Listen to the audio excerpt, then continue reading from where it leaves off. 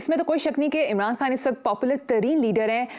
آپ کو عمران خان کے مقابلے میں کون سا کوئی لیڈر نظر آتا ہے جو ان کا مقابلہ کر سکے؟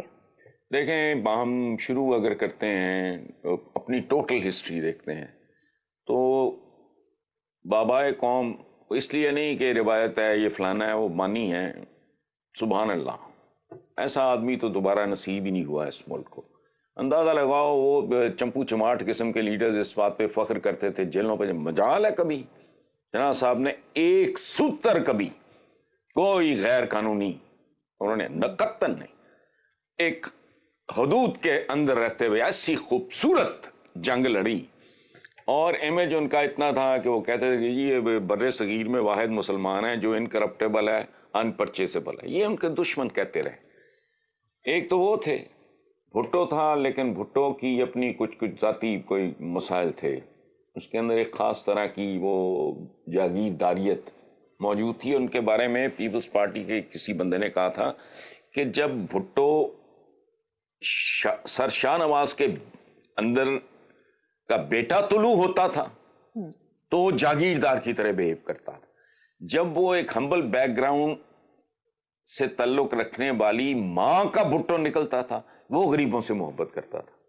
اور بھٹو صاحب کا یاد رکھنا ایک بہت بڑی ٹریجڈی ان کے ساتھ، بھٹو صاحب کو جو لوگ قریب سے جانتے تھے ان کو پسند نہیں کرتے تھے کیونکہ he was very arrogant.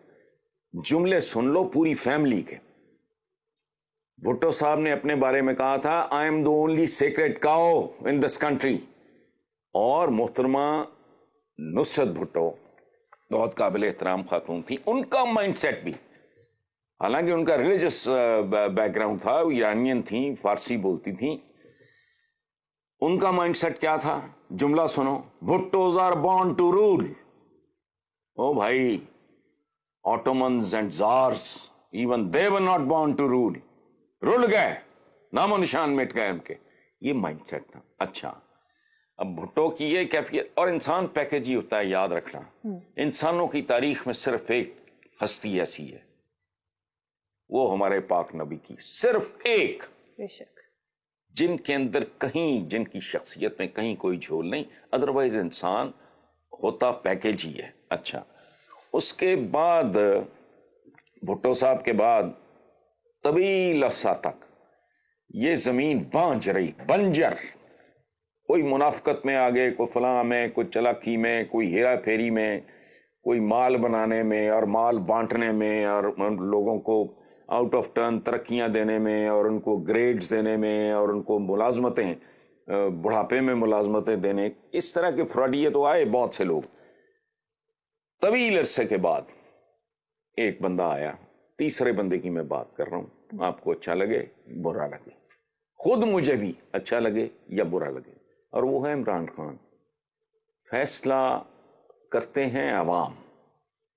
Popularity آپ یہ کہنا چاہیں کہہ لیں کہ جی پاپولر تو مقبول تو مسخرے بھی بہت ہوتے ہیں، اب جو چاہے کہہ لیں، بٹ ریالٹی یہی ہے کہ پاکستان کی تاریخ میں اگر جینون مقبولیت ملی ہے تو نمبر 1 قائد اعظم محمد Ali Jinnah, number 2 Zulfiqar Ali Bhutto, number 3 Imran. Finished.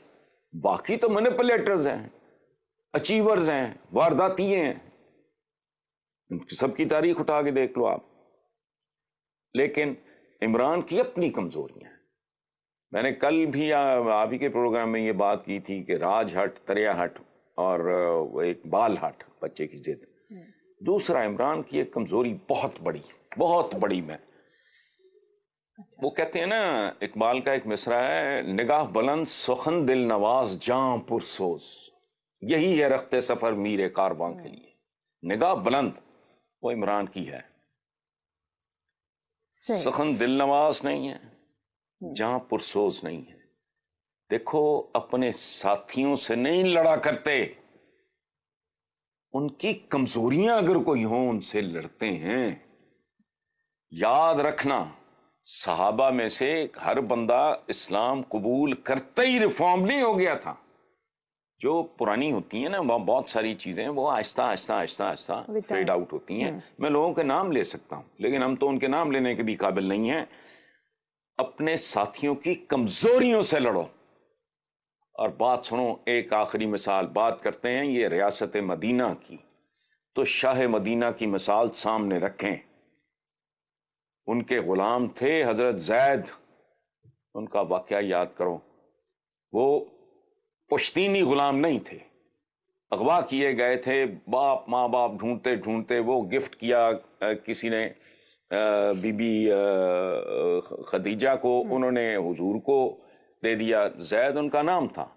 چند سالوں میں ڈھونڈتے پتہ کرتے کرتے وہ پہنچ گئے ان کے والد اور چچا وغیرہ۔ تو انہوں نے کہا جی کہ جتنے پیسے ہیں ہم اس کے دینے کو تیار ہیں، یہ ہیں وہ، پہچان لیا باپ نے بیٹے نے سب نے ایک حضور نے بڑی محبت سے کہا کہ میں تو اس کو آزاد کر چکا ہوں، یہ تو غلام ہے ہی نہیں، جو جانا چاہے تو بسم اللہ بھائی آپ لوگ لے جائیں۔ یو نو واٹ ہیپنڈ، زید نے انکار کر دیا۔ اس نے کہا جی بہت، میں تو آئی ایم دا ہیپیسٹ سن آن دس ارتھ، مجھے میرا گمشدہ خاندان مل گیا ہے، میں آتا جاتا سب کچھ رہے گا، میں تو نہیں دنیا میں، جب تک میں زندہ ہوں میں حضور کو چھوڑ ہی نہیں سکتا۔